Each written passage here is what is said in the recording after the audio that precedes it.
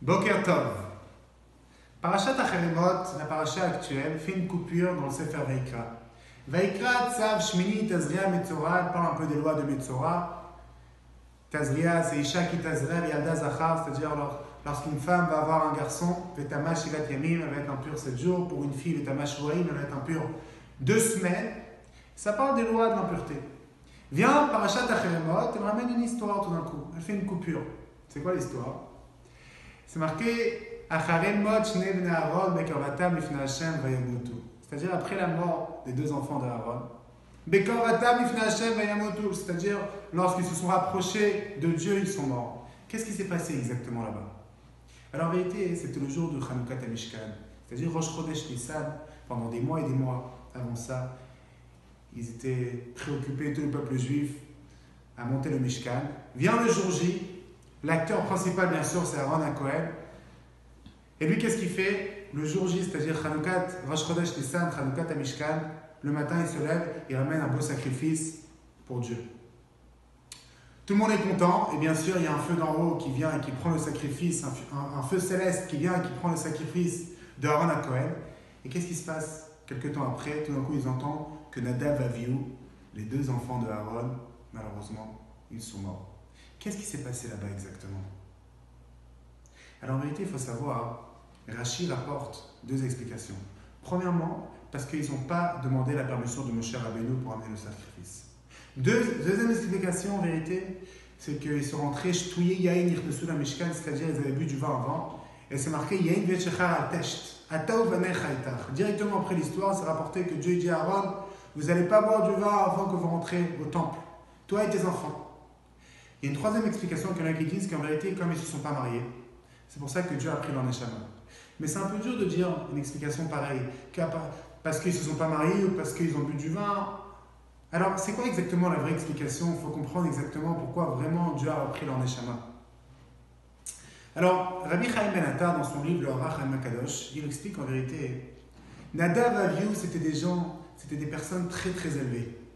Tellement élevées qu'ils ne voulaient pas avoir affaire avec le matériel. Leur neshama, elle voulait se connecter qu'avec Dieu. Klot HaNefesh.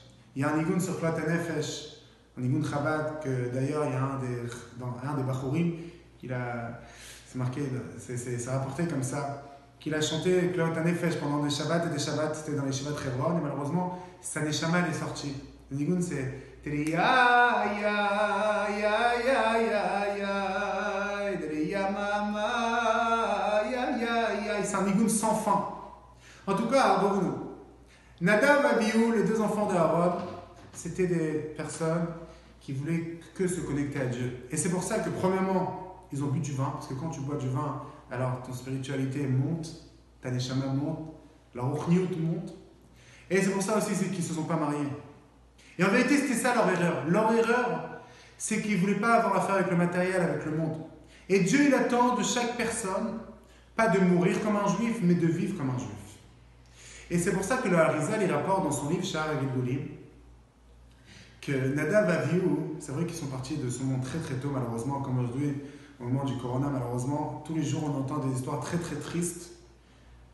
Mais en vérité, la Neshama, elle est redescendue en bas, après Nadav et Avihu, dans le corps de Pinchas ben Elazar, celui qui a tué Zimri ben Salou, dans le corps aussi de Shmuel HaNavi, qui est mort à 52 ans, et dans le corps aussi de Rabbi Elazar ben Azariah. Les 3 personnes, ces 3 personnages, ces 3 personnes en vérité qui représentent le matériel absolu et les spirituels aussi absolus.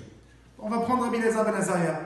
C'était la personne qui à 18 ans, c'est devenu le Rosh HaSanhedrin, c'est-à-dire la tête des Sanhedrin. C'était après le Churban HaBayit, la destruction du temple. Les gens, ils avaient besoin d'un vrai leader. Et à 18 ans, un bonhomme, il devient la tête du peuple juif.